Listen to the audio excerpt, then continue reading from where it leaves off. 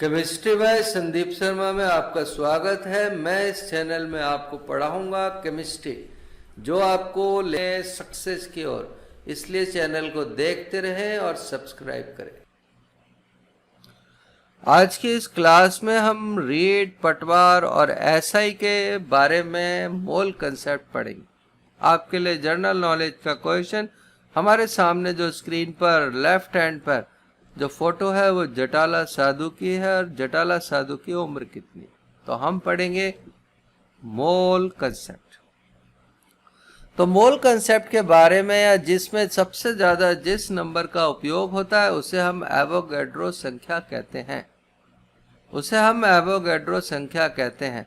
तो एवोगैड्रो संख्या कितनी होती है, कहाँ से आई, किसने बनाई, ये सब बातें हम इस चैप्टर में सीखने वाले हैं। एवोगैड्रो संख्या का मान होता है 6.02 10⁻23। सबसे पहले ओस्टवाल्ड ने मोल शब्द का प्रतिपादित किया जो एक लैटिन शब्द मोल से लिया गया था। इसका मतलब होता है ढेर। मतलब इन्होंने पदार्थ और परमाणुओं को अणुओं के ढेर के रूप में विचार किया और 1967 में मोल को पदार्थ की इकाई स्वीकार कर ली गई। तो हमारा क्वेश्चन यहाँ से आ सकता है, किस साल में मोल को पदार्थ की मोल इकाई माना गया? तो वो साल होगी 1967। अब अगला क्वेश्चन आएगा, मोल का आधार क्या है? तो मोल का आधार बच्चों कार्बन 12 होता है, ठीक है ना। अब क्या है आधार? कार्बन 12 में जितने परमाणु होंगे उसी को मोल कहते हैं। अब हमें कैसे पता लगे कि कार्बन 12 में कितने परमाणु हैं, क्योंकि परमाणु को हम गिन नहीं सकते। तो एस्टन नाम के वैज्ञानिक ने सबसे पहले कार्बन के एक परमाणु का भार निकाला। तो एक कार्बन परमाणु का भार 1.99 इंटू 10⁻⁻23 ग्राम होता है। तो एस्टन ने हमें यह बता दिया कि कार्बन के इस परमाणु का भार इतना होता है। अब हम देखेंगे आगे।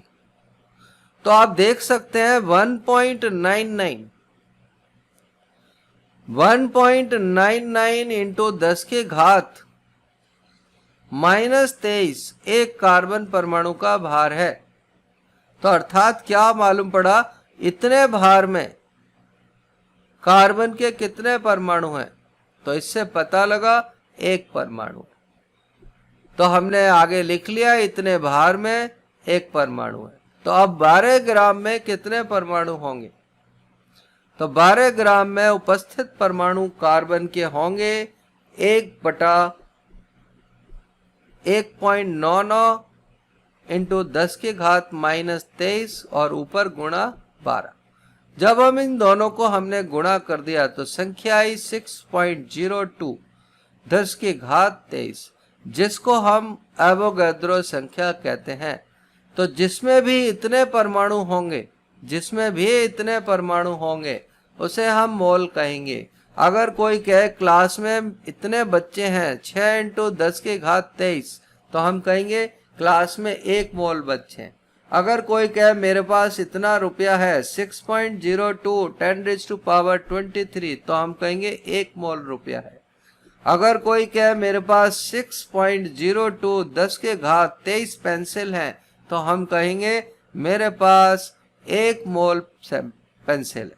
इस तरह ये नंबर को एवोगैड्रो नंबर मान लिया गया और इसी को 1 मोल भी कहते हैं। तो कुल मिलाकर जिसमें भी इतनी चीजें मिले, ठीक है ना, वो होगी एवोगैड्रो संख्या। तो हम चलते हैं आगे।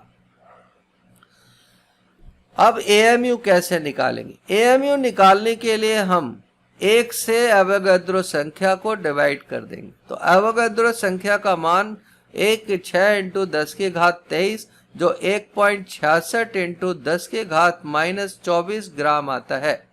तो एक एएमयू का मान बेटा 1.66 इंटू 10⁻⁻24 ग्राम हो गया, जो एक इम्पॉर्टेंट प्रॉपर्टीज है और हमको आनी चाहिए।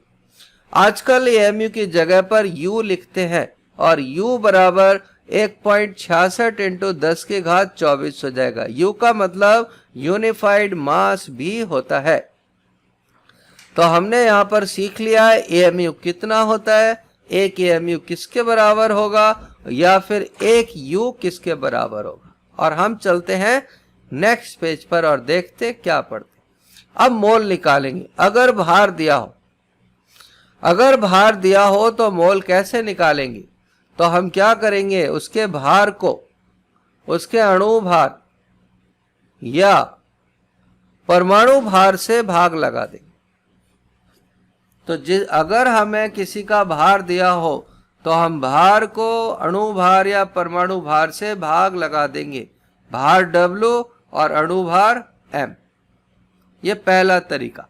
दूसरा तरीका, यदि आयतन दिया हो लीटर में, तो हम कैसे मोल निकालेंगे। तो हम निकालने के लिए आयतन लीटर को आयतन 22.4 से भाग लगा देंगे। 22.4 एक मोल का फिक्स आयतन है। किसी भी गैस के 22.4 लीटर में एक मोल पदार्थ पाया जाता है। लेकिन अगर आयतन ml में दिया हो तो लीटर में एक लीटर में 1000 ml होते हैं, तो 22.4 लीटर में 22,400 ml हो जाएंगे। तो अगर आयतन ml में दिया हो तो 22,400 से गुणा करना। तीसरा कंसेप्ट, यदि हमें कण अणु दिए हों या परमाणु दिए हों तो मोल कैसे निकालेंगे। तो हम इसके मोल निकालने के लिए अणु की संख्या या कणों की संख्या को एवोगैड्रो संख्या से भाग लगाते हैं। तो इसका सूत्र बनाने के लिए ऊपर अणु की संख्या लिख ली और नीचे एवोगैड्रो संख्या लिख ली। अब हमारे पास 3 तरीके हो गए पर मोल निकालने के। और एक इंपॉर्टेंट बात हम यहां पर और सीखेंगे। वो इंपॉर्टेंट बात क्या है, तीनों फॉर्मूलों को हम एक साथ लिख लेंगे। W बटा M, B लीटर बटा 22.4 बराबर अणु या कणों की संख्या बटा 6 इंटू 10 की घात 23, जो एक एवोगैड्रो संख्या। ठीक है ना। तो ये तीनों सूत्र हमें मोल निकालने के लिए याद होने ही चाहिए। तो हमारे पास 3 सूत्र मिल गए हैं जिनकी सहायता से हम अलग अलग और एक दूसरे को भी कन्वर्ट किया जा सकता है। यहां पर एक इंपॉर्टेंट घटना और ये तुम्हारे लिए सबसे इंपॉर्टेंट है कि 1 ग्राम एटम का मतलब कहीं लिखा हो तो 1 ग्राम एटम ऑफ आयरन का मतलब 1 मोल होता है। लेकिन ग्राम और एटम के बीच में अगर ग्राम के बाद ऑफ आ गया तो फिर ये मोल नहीं रहेगा। ठीक है ना। 1 ग्राम ऑफ आयरन एटम लिखा हुआ हो तो बेटा इसका मतलब 1 ग्राम ही होगा। ये बहुत ही महत्वपूर्ण इंफॉर्मेशन है कि 1 ग्राम एटम ऑफ आयरन का मतलब 1 मोल। हो सकता है यही रीट में आ जाए सिंपल सा कि 1 ग्राम एटम ऑफ आयरन में कितने मोल होंगे। तो 1 ग्राम एटम ऑफ आयरन में 1 मोल होंगे। हम चलते हैं और देखते हैं कुछ सरल क्वेश्चन जो हमारे एग्जाम में आ सकते। तो ये एनसीईआरटी का 3.3 नंबर का क्वेश्चन है जिसमें कहता है मोलों की संख्या का परिकल्पन कीजिए। मोल निकालना है। तो आप देख सकते हैं पहले वाले उदाहरण में भार दिया है 52 ग्राम हीलियम दे रखी। तो हमने W बटा M लिख लिया। W 52 ग्राम था, हीलियम का परमाणु भार 4 था, भाग लगा दिया 13 मोल आ गया। तो हीलियम के मोल हो गए 13 मोल। अब हम चलते हैं दूसरा क्वेश्चन। दूसरे क्वेश्चन में आप देख सकते हो उसने हमें कणों की संख्या दे रखी है। तो हमने कणों की संख्या वाला सूत्र लगा दिया। ऊपर कण और नीचे एवोगैड्रो संख्या 6.02 10 की घात 23। इसने हमें कण दे रखे हैं 12 इंटू 044 इंटू 10 की घात 23। हमने इसको भाग लगाया 6.02 इंटू 10 की घात 23 से, काट दिया, हमको 2 मोल प्राप्त हो गया। तो दूसरे वाले में मोल। एक तीसरा उदाहरण यहां नहीं है तो मैं लिखता हूं कि अगर लीटर में दे रखा हो तो क्या करें। तो लीटर में दिया हो तो वो हमको क्वेश्चन कह रहा है 5.6 लीटर O2 में मोल कितने होंगे। तो हमने सूत्र लिखा, इसका सूत्र हो जाएगा B लीटर बटा 22.4 लीटर। हमने B पॉइंट लीटर की जगह 5.6 लीटर रख दिया और 22.4 से भाग लगा दिया। हमको प्राप्त हुआ 1/4 जो बराबर होगा 0.25 मोल के। तो हमने बेटा यहाँ पर मोल निकालने के सीधे सीधे 3 तरीके सीखे, भार, आयतन और कण। अब हम चलेंगे नेक्स्ट की तरफ। अब जो हमें क्वेश्चन दे रखा है हम उसको सॉल्व करने की कोशिश करें। तो हमने इस क्वेश्चन को बड़ा कर लिया और अब हमें क्वेश्चन दिखने लगा है तो हमें कणों की संख्या निकालनी है। कणों की संख्या निकालने के लिए मैंने अभी आपको बताया था, 3 सूत्र आपको बताए थे। तो हम उन 3 सूत्रों में से देखेंगे क्या दिया है, क्या पूछ रहा है। तो पहले क्वेश्चन में भार दिया है और कण पूछ रहा है, तो हमने उन 3 में से 2 सूत्रों को आमने सामने लिख लिया। ठीक है, अब हमें निकालनी है कणों की संख्या। कणों की संख्या तो हमने क्या किया, W की जगह पर क्या रखेंगे, हम रखेंगे 46 और नीचे उसका परमाणु भार 23 जो क्वेश्चन में दिया होगा।